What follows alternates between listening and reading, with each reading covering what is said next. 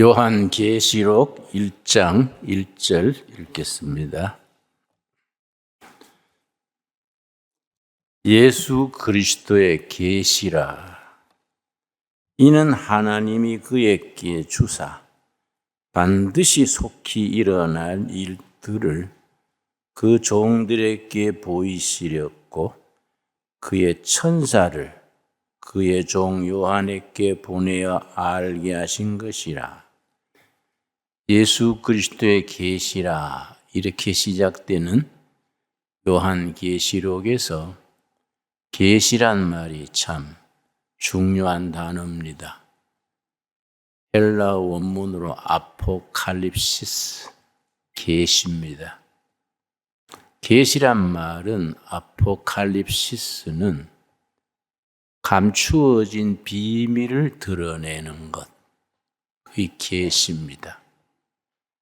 그래서 원문에는 아포칼립시스 지저스 크라이스트, 계시 사도 요한 이렇게 시작됩니다.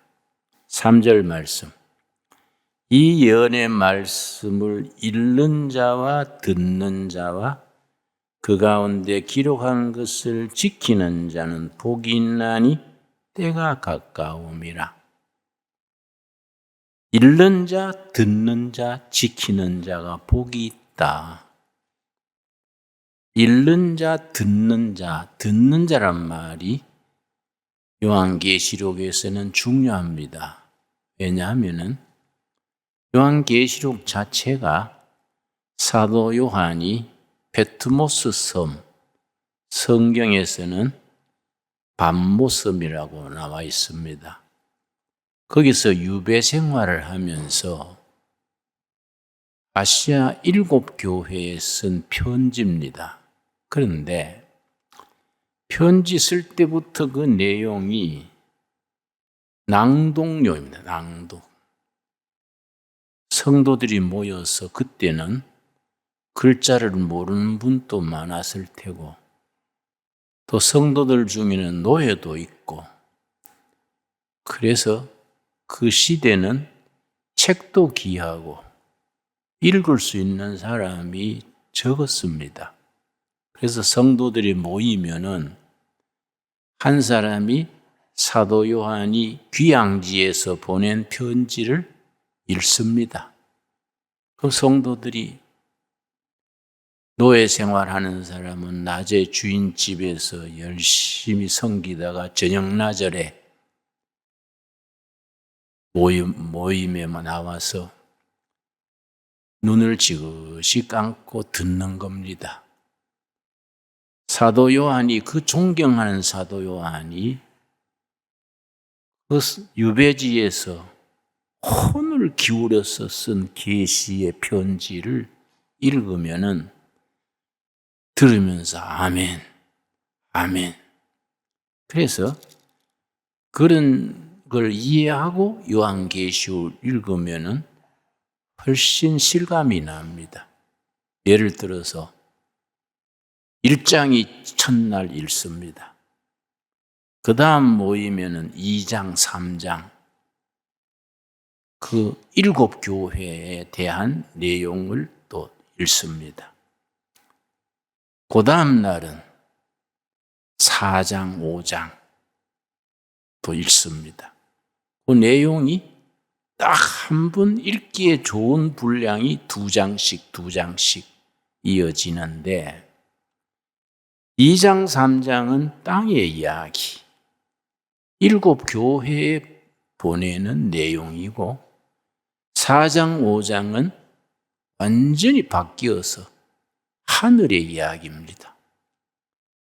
그래서 땅의 이야기, 7교회에 대한 내용과 4장, 5장의 하늘에서 흰옷 입고 하나님을 예배하는 그 내용이 또 계속됩니다.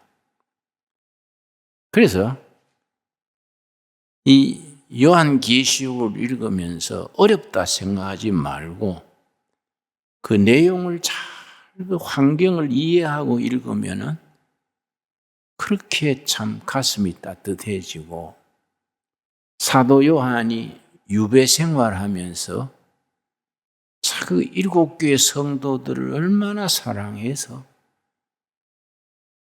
영적으로 보여주시는 그 계시, 아포칼립시스를 그 전하는 사도 요한의 그 가슴을 우리가 느낄 수가 있습니다.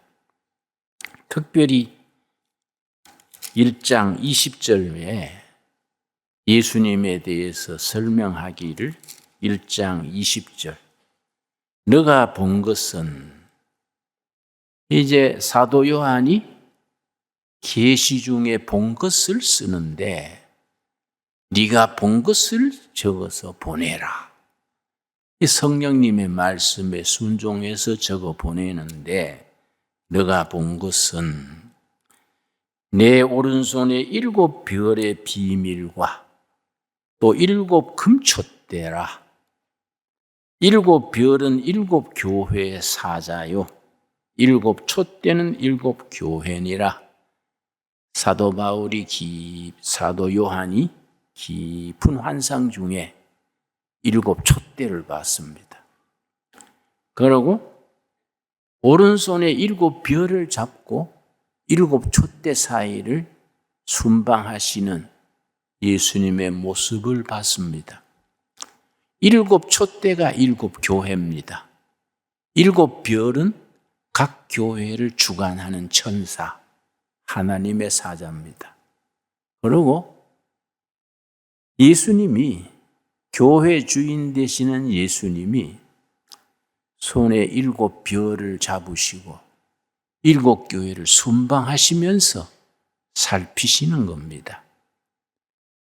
그래서 그 시대의 7 교회지만은 오늘 우리에게도 주시는 말씀으로 모든 교회 전체를 대표하는 7 교회입니다.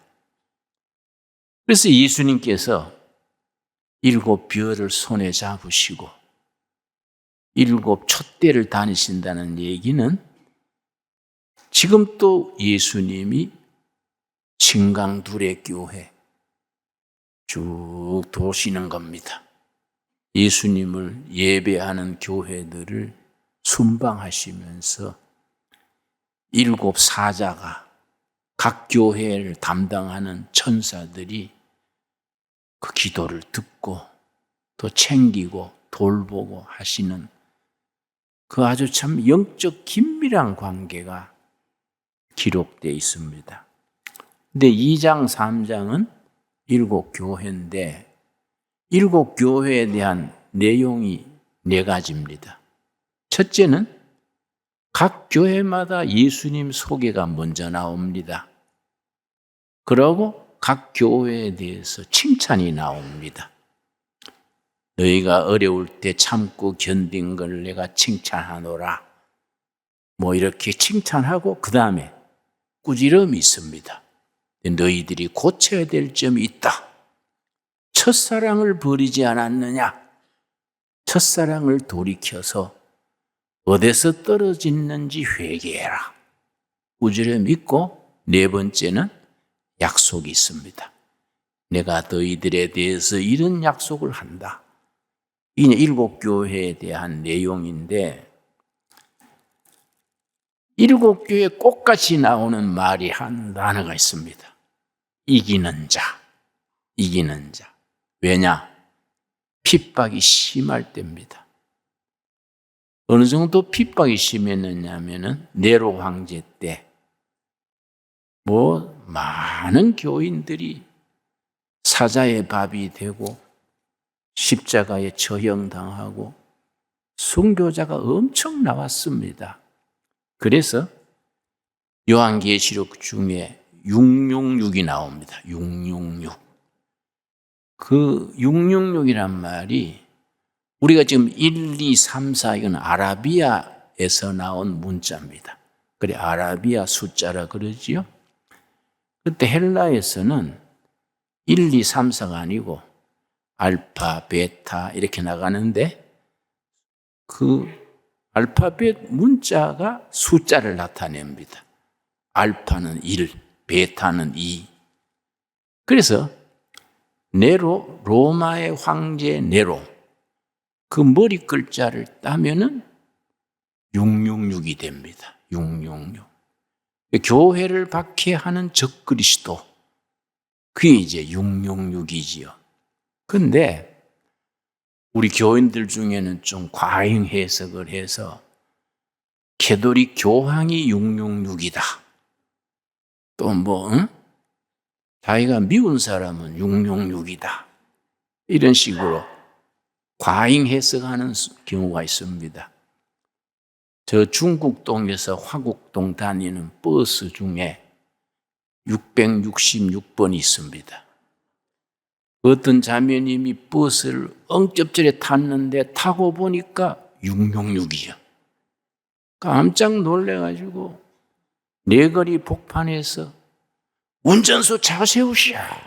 그러니까 모두 놀래가 기사가 막 급정거를 했습니다. 뭐 사람 죽을 일이 생긴 줄 알고. 그랬더니 팍 문을 열고 666 사탄의 두목이다 하고 내려가 버렸습니다. 그래 기사가 참 미쳐도 고이 미치지. 예수에 미치면 저래 되는구나. 근데 사실은 666 버스 회사 사장이 또 장로님이에요. 버스 번호가 666이지 그걸 그래 해석을 하면 요한계시록 읽다가 실족하는 겁니다. 그러니까 우리가 그 시대에 사도 요한이 유배지에서 목숨처럼 사랑하는 7개의 성도들을 위해서 성령님이 보여주시는 계시, 아포칼립시스를 가슴으로 그거 참 계시록이 그런 점에서 읽으면 읽을수록 깊이가 있습니다. 우리 한국교회 대선배이신 김익두 목사님 같은 분은 일제시대에 평양 깡패를 하다가 성령 받고 목사가 된 분인데 이분이 부흥사로 많이 활약하면서 요한계시록을 만독했다. 만독. 10,000번 읽어요. 10,000번. 그 대단한 거지요. 그 이기는 자, 이건 7교회 다 해당됩니다. 여러분 자세히 읽어보시면은 교회마다 반드시 이기는 자는 예를 들어서 3장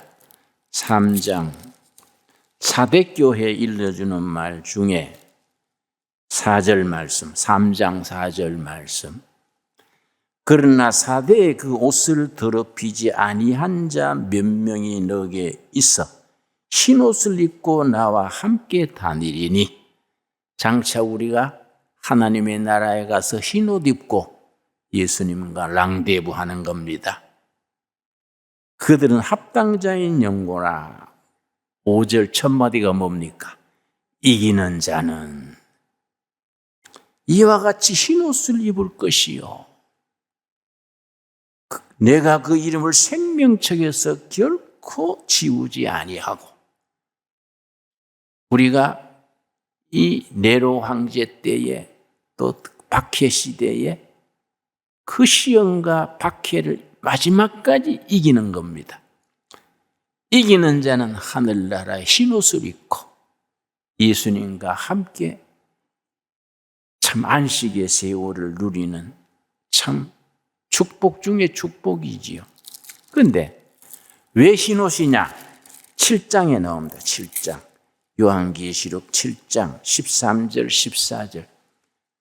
우리 천국 가면은 전부 우리들에게 흰옷이 우리 유니폼이 됩니다. 그래서 우리 조상들은 흰옷 입고 사는 백성들이랬지요. 그 자체가 한국인의 영성을 나타낸다. 그런 말도 합니다. 우리 조상들이 그때는 참 세탁기도 없을 때 참 흰옷 입고들 살았거든요. 13절, 7장 13절. 장로 중 하나가 응답하여 나에게 이르되 이 흰옷 입은 자들이 누구며 또 어디서 왔느냐?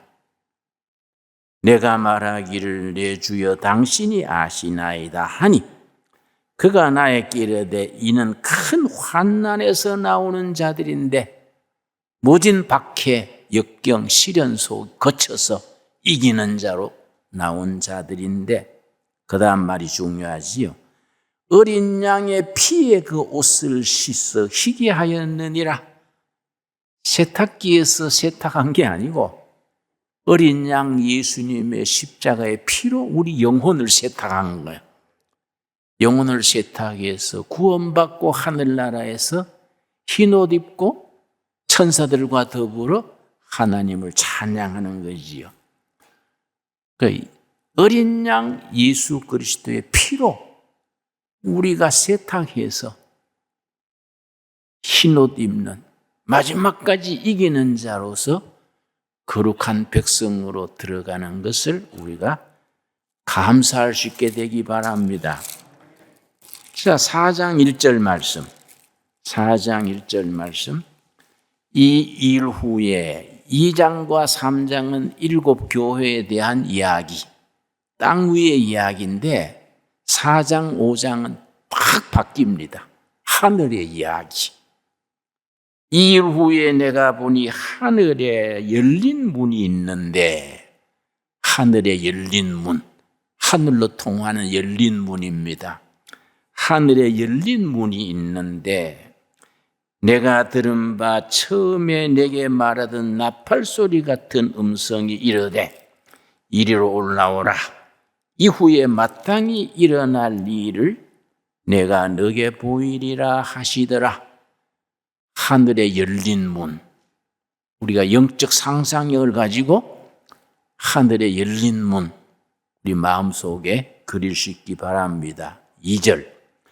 내가 곧 성령에 감동되었더니 보라 하늘에 보좌를 베풀었고 그 보좌 앞에 앉으신 이가 있는데 보좌가 둘입니다. 로마 제국의 로마 황제가 보좌에 앉습니다. 근데 로마 황제가 앉는 보좌는 그건 땅의 보좌고 하늘나라 보좌가 있는 겁니다. 우리 성도들은 하늘나라 보좌를 바라보고 영생을 누리는 삶을 우리가 사는 거지요. 하늘문이 열리고 하늘에 있는 보좌.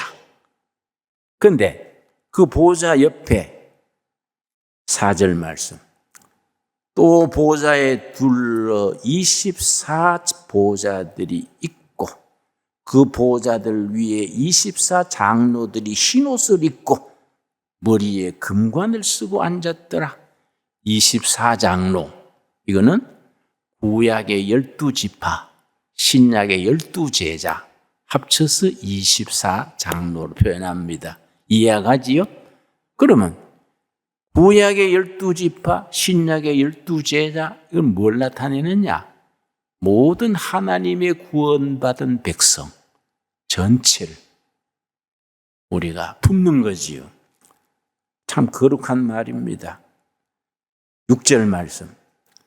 보좌 앞에 수정과 같은 유리바다가 있고 보좌 가운데와 보좌 주위에 4 생물이 있는데 앞뒤에 눈들이 가득하더라. 눈이 가득하니까 뭐 괴물 아니냐? 이렇게 생각하면 안 되지요. 눈이 가득하다는 말은 무슨 뜻이냐? 온 천하에 보지 못하는 것이 없다. 모든 것을 보시는 하나님. 이 눈들이 가득하다. 이해갑니까? 거기에 담겨진 영적 의미를 우리가 바로 깨달아지요. 그런데 내 생물이랍니다. 내 생물. 요 내 생물이 참 중요합니다. 7절. 내 생물 첫째 생물은 사자 같고 그 둘째 생물은 송아지 같고 그 셋째 생물은 얼굴이 사람 같고 넷째 생물은 날아가는 독수리 같은데 이 네 생물에 대해서 첫째는 사자, 둘째는 뭡니까? 송아지, 셋째는 사람, 넷째는 독수리인데 초대교회 때부터 이 말씀을 어떻게 해석을 했냐면은 사복음서, 마태복음은 사자복음, 누가복음은 마가복음은 송아지복음, 누가복음은 사람복음, 요한복음은 독수리복음. 왜 그렇게 형상을 해석을 했느냐? 예수님을 마태복음만 있으면 전체를 못 보는 겁니다. 동서남북 사방에서 예수님을 조명한다 그래. 조명. 마태복음은 이쪽에서 비춰서 이해하고, 요한복음은 이쪽에서 조명하고, 그러니까 사방에서 사복음이 예수님을 설명하니까 예수님의 모습이 바로 알려지는 거지요. 그래서 사자복음, 유대인의 왕이신 예수 그리스도, 사자가 짐승 중에 왕이니까. 또 마가복음은 왜 송아지 복음이냐? 마가복음은 희생, 헌신, 종으로 오신 예수님을 나타냈었으니까 소는 평생 일하다가 죽었어도 껍질도 가죽으로 남기고 꼬리도 꼬리곰탕을 남기고 소는 소뼈 따고도 곰탕하고 살았을 때 섬기고 죽어서까지 다 섬기니까 이게 마가복음이요. 송아지복음 그래요. 누가복음은 예수님의 인간성, 휴머니티에 대해서 가장 자세하게 썼기 때문에 누가복음이 사람복음. 그 누가복음에서 예수님의 우셨더라, 민망히 여기시고 성경 전체에서 예수님이 웃으셨다. 딱 누가복음에 한 번 나옵니다. 웃으시는 예수님. 인간이신 예수님, 인간의 지혜, 인간다운 예수님. 누가복음이 사람복음이지요. 마지막 요한복음은 무슨 복음이지요? 독수리. 하늘을 나는 독수리, 날짐승 중에 왕이지요. 그래, 희망과 비전. 요한복음이 그런 점에서 깊이가 있고 비전을 주는 복음, 하늘 복음, 요한복음입니다. 그러고 네 복음이 사복음 서면서 예수님의 설명을 제대로 해주는 거지요. 8절 말씀. 네 생물은 각각 6 날개를 가졌고, 여러분 새들이 날개가 둘이지 않습니까? 근데 왜 6 날개냐? 날개가 6이란 말은 못 가시는 곳이 없다. 눈이 많다는 것은 못 보시는 것이 없다는 말이고, 날개가 6이라는 것은 어디든지 다 가신다. 날개는 6 날개를 가졌고 그 안과 주위에는 눈들이 가득하더라. 이해가지요? 그래서 사도 요한이 7 교회 교인들에게 뭘 알리려고 이렇게 비유로 썼느냐? 곧장 그대로 쓰면은 유배 중에 있는 죄수가 그대로 쓰면은 편지가 배달이 안 되지요. 비유로. 교도관은 봐도 무슨 말인지 모르는데 7 교회 교인들은 탁 들으면 그 말이구나. 다니엘서에 있는 말씀이구나.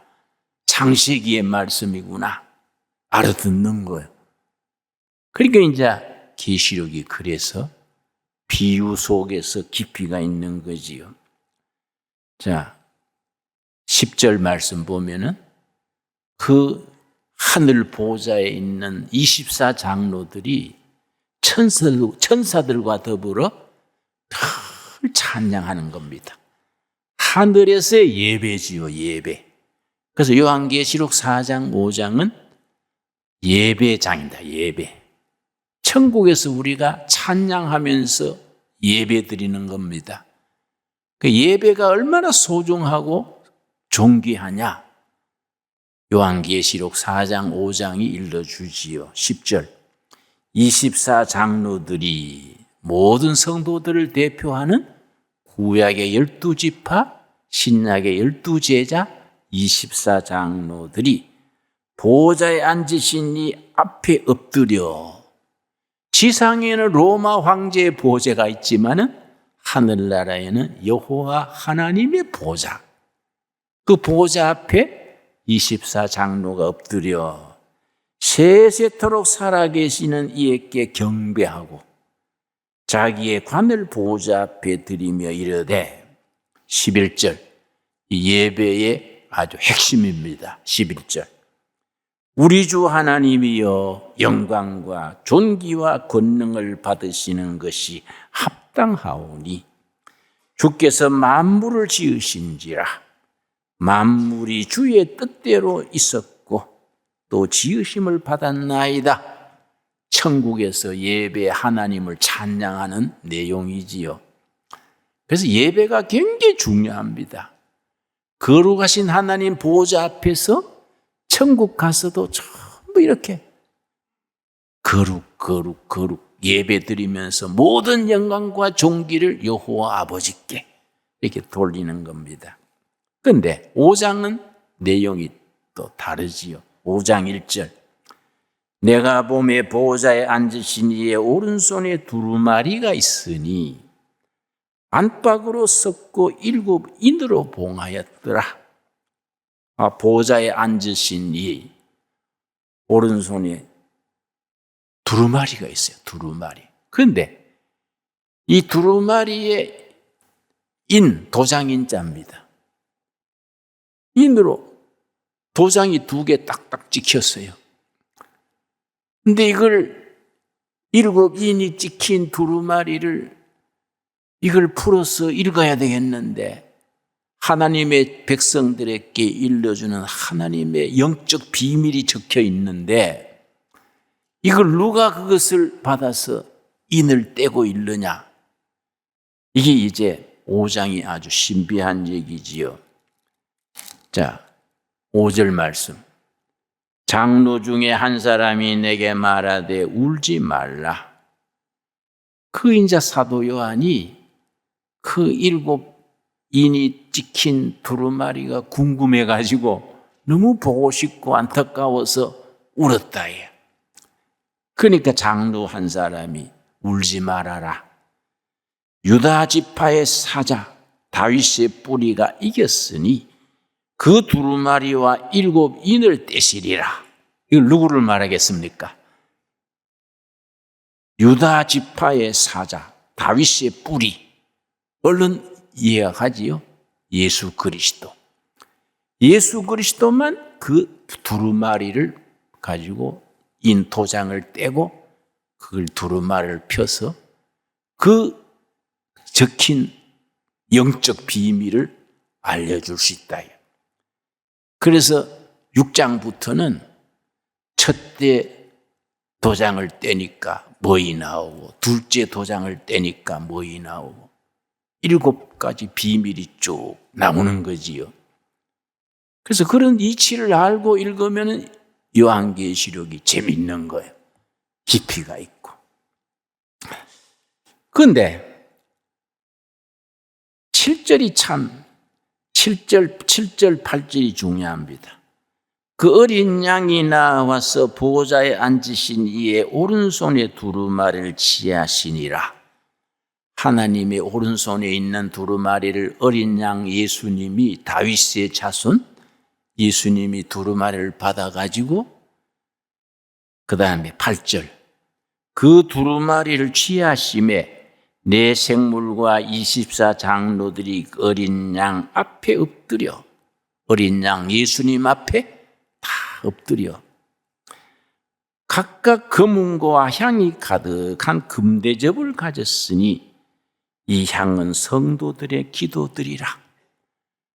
그 두루마리에 적혀 있는 말씀의 비밀을 밝히는 데는 성도들의 기도가 올라가야 돼. 그 24장로들이 금 대접에 향이 피어오르는 금 대접을 어린 양에게 바쳤는데 금 대접에 담긴 향이 뭐라는 겁니까? 지상에서 올라가는 성도들의 기도라. 여러분, 우리가 그냥 날마다 드리는 기도가 그냥 없어지는 게 아니에요. 하늘나라 금대접에 쌓이는 거예요.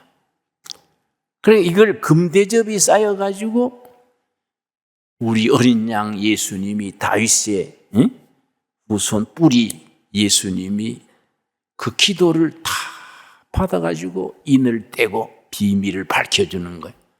기도와 말씀이요. 이해갑니까?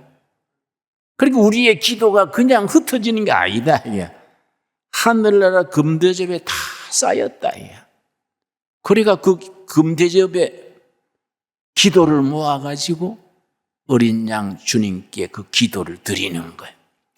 그 기도를 받아가지고 예수님이 두루마리에 적힌 첫째인, 둘째인 떼면서 두루마리에 적힌 영적 비밀을 하나하나 풀어주는 거예요. 참 우리가 4장의 하늘에 열린 문, 5장의 두루마리 이야기가 참 우리에게 영적인 감사가 큽니다. 나는 특별히 하늘 문 나오면은 내가 특별히 개인적인 간증이 있습니다. 지난 수요일이 2월 23일이지요. 난 해마다 2월 23일이면 혼자서 금식하고 혼자서 집회합니다. 48년째지요. 1974년 2월 23일 내가 서대문의 서울 구치소에 수감돼 있었는데 이 정치범 감옥이 0.7평이에요. 방이 좁아가지고 보건체조를 못 합니다. 0.7평이 뭐 보잘것없죠. 이렇게밖에 못 펴요.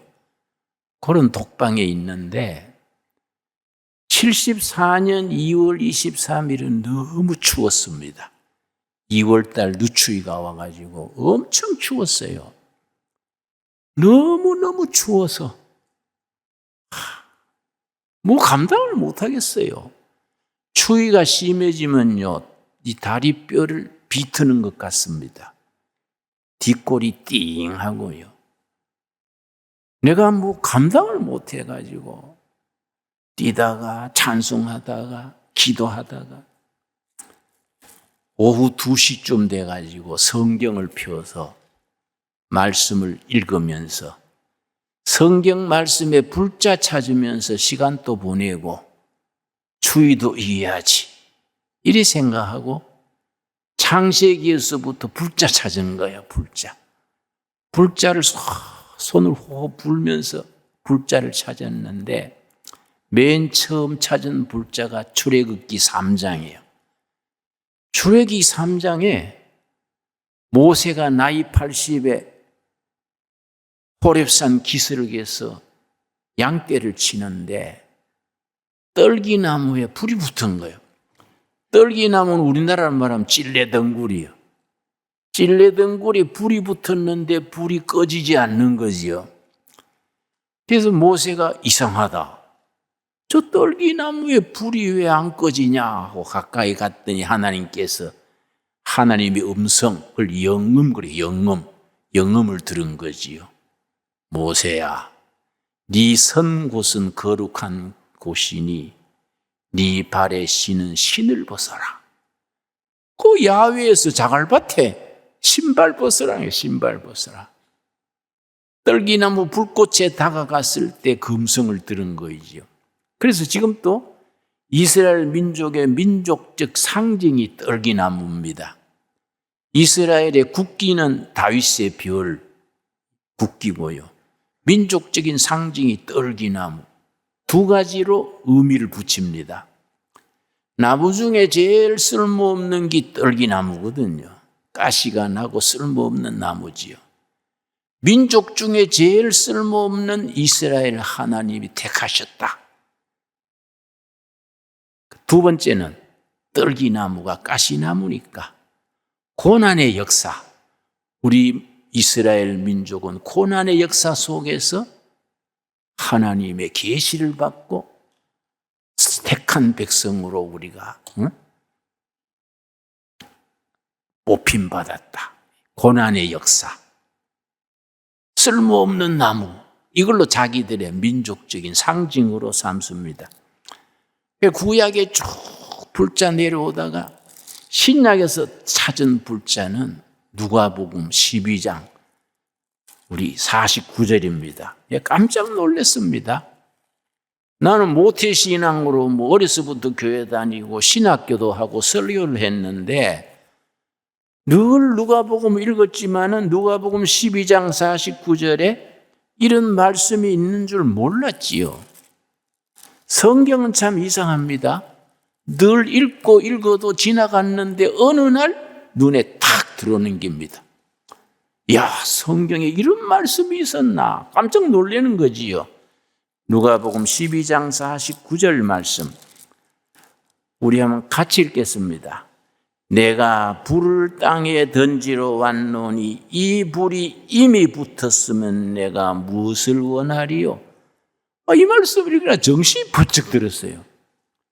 예수님이 세상에 불 던지러 오셨대. 근데 그 불이 이미 붙었다. 내가 내 사명을 완수했다. 내가 뭘 더 원하겠는가? 이 말씀 읽고 정신이 번쩍 들어서 무릎을 꿇고 두 손을 모아서 기도하기 시작했습니다. 간절히 주님, 너무 추워서 내가 정신이 혼미하려 합니다. 불 좀 던져 주십시오. 이 땅에 불 던지러 오신 주님, 나한테 불 좀 던져 주십시오. 간절히 기도했는데 그 다음 불자가 사도행전 2장이에요. 사도행전 2장 1절서 4절까지 오순절 성령의 불이 임해가지고 교회가 시작된 교회 생일입니다. 사도행전 2장 1절에서 4절 그 다음 불자를 찾고 내가 평생 잊을 수 없는 영적 체험을 한 거지요. 그래서 해마다 2월 23일이 되면은 벌써 금년에 48년째입니까? 지난 수요일도 내가 하루 금식하면서 혼자서 부흥회하는 거 혼자서 1974년 2월 23일에 받은 은혜, 그날 읽은 말씀, 그날 부른 찬송 다 되풀이하면서 혼자서 부흥회를 하는 거예요. 2장 1절 오순절 날이 이미 이름에 그들이 다 같이 한 곳에 모였더니 호련히 어디로부터입니까? 하늘로부터. 하늘 문이 열린 겁니다. 하늘로부터.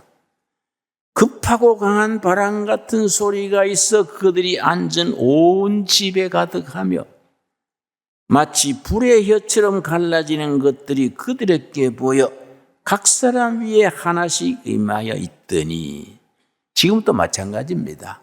성령의 역사는 모인 무리 전체 위에 임하고 또 각 사람 우리 각 사람이 성령 체험이 필요해요.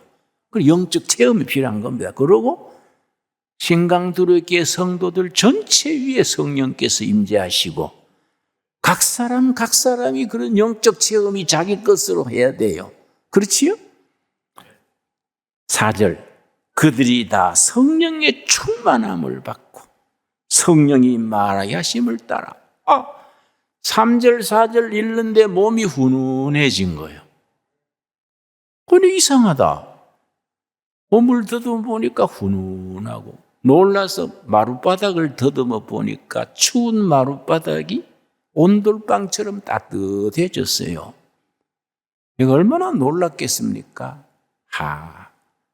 성령님께서 나 같은 사람도 사람 대접해 주셔서 내 기도를 들어 응답하셔서 불로 함께 하시는구나. 깨닫고 나니까 얼마나 감사한지 막 눈물이 쏟아지고요. 예수님이 불로서 그 방에 와 계시는 거예요. 일어서서 사방에 돌면서 절했습니다. 예수님이 그 방에 와 계시니까 불러서 오셨으니까 감사합니다. 눈물 닦으면서 감사합니다. 방을 빙빙 돌면서 절했어요. 그게 한 오후 한 4시간 정도 훈훈한 기운이 계속됐습니다. 그날 저녁에 내가 잠자리에 들어갔다가 다시 놀란 것이 내가 남산 중앙정보부에 조사받으러 다니면서 꼭 밤 9시나 되면 내 제수번호가 73번입니다. 73번 나와. 나가면 이제 수갑 채우고 새카만 세단차에 타서 남산 중턱에 중앙정보부 조사실이 있어요. 밤새 조사하고 잠을 안 재워요. 잠을. 그러니까 새벽에 다시 데려다 줄 때는 잠이 쏟아지는 거예요. 그 해는 눈이 많이 왔습니다. 졸면서 걸으니까 눈을 푹푹 밟으면서 걸으니까 고무신 신발 속에 눈이 들어가서 발이 젖는 거예요. 이걸 방에 들어가서 양말을 벗고 발을 말리고 자야 되는데 그 정신이 있습니까? 그냥 자버리니까 발에 동상이 걸려서 이 동상이 따뜻한데 발이 들어가면 가려워요. 그걸 끌다가 잠들고 해서 발바닥도 발가락도 뚱뚱 부었는데 저녁마다 잠들기 전에 발 끌다가 자는데 그날 저녁에는 가렵지를 않아서 일어나서 보니까 들어올 때 발처럼 깨끗하게 치료가 돼 있었어요. 발이 깨끗한 겁니다.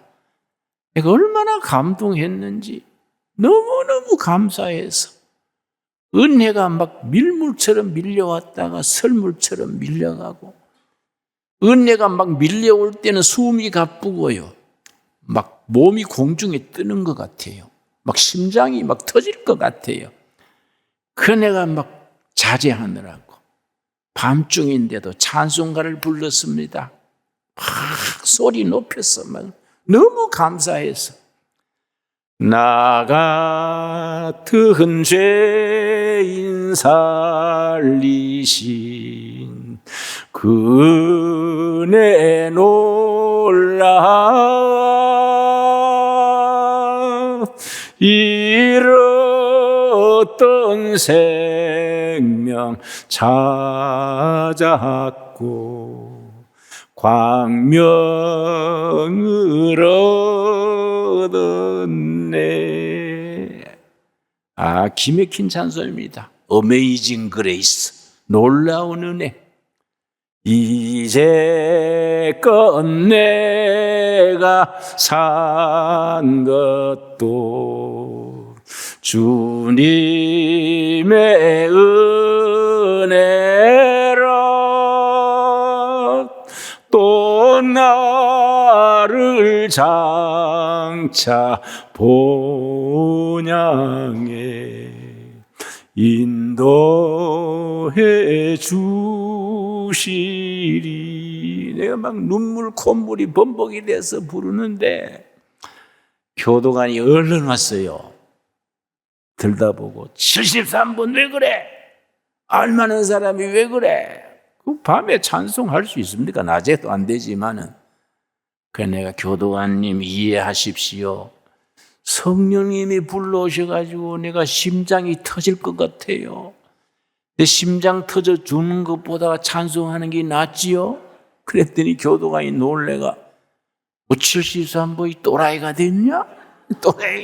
또라이가 됐냐? 그래서 맞습니다. 지가 돌아버렸네요. 성령님이 오셔가 돌아버렸어요. 교도관님도 들어오세요. 같이 돕시다. 그랬더니 아이고 또 한 사람 버렸네. 아까운 사람 또 한 사람 버렸냐고 혀를 차면서 가버렸어요. 울다가 웃다가 손뼉 치다가 찬송하다가 그날 밤 콕박 세웠지요. 그게 74년 2월 23일이요. 지금 또 내가 2월 23일이 되면 지난 수요일을 내가 또 23일이기 때문에 금식하면서 혼자서 부흥한 거이지요. 여러분, 하늘 문이 열려야 돼. 하늘로부터 임하는 성령의 역사, 그걸 가슴으로 체험해야 돼요. 여러분, 어린 양 예수님, 그 하늘 문이 열리고 성령께서 우리 심령 속에, 가정 속에, 교회 속에 충만으로 임할 수 있게 되기 바랍니다. 기도하겠습니다. 하나님 감사합니다. 때를 따라 도우신 아버지 은혜로 하늘 문이 열리고 하늘로 임하는 은혜를 우리가 누리며 살게 하여 주시옵소서.